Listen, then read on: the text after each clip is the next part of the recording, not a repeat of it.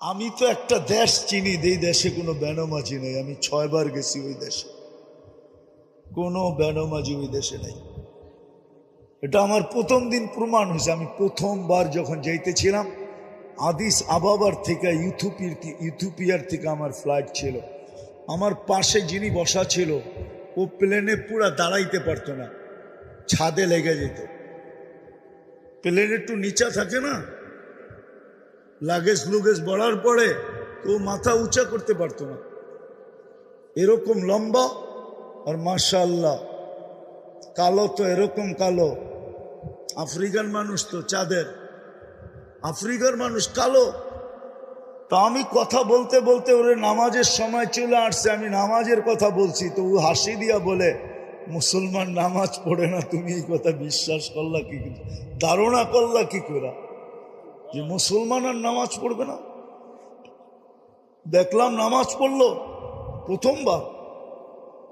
তো আমার দাওয়াত ছিল ওর বাড়িতে, তো নামাজের সময় আমি গেলাম, তো বলল চলো আগে নামাজ পড়ে নি পরে খাবো।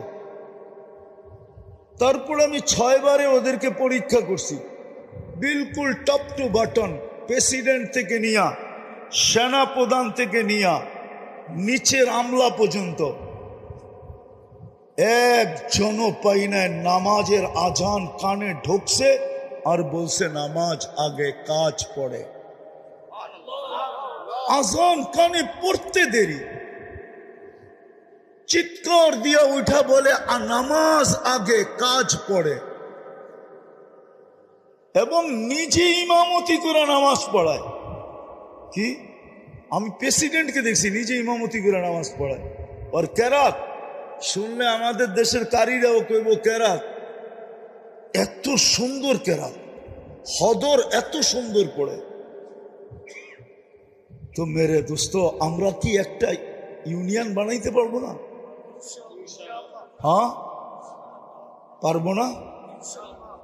একটা মহল্লা পারবো না? এই জন্য বলতেছি সাহায্য ওই পর্যন্ত আসবে না। ইহুদিরা এখন একটা স্লোগান দেয়, কি জানেন?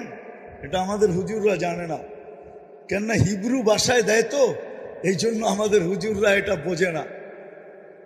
ওরা একটা স্লোগান দেয়, ইদান নাহনু ফিল আমান দাম্মিরুল মুসলিমিনা কাইফা তুদাম্মিরু কাইফা তুরিদুনা আন তুদাম্মিরু। আমরা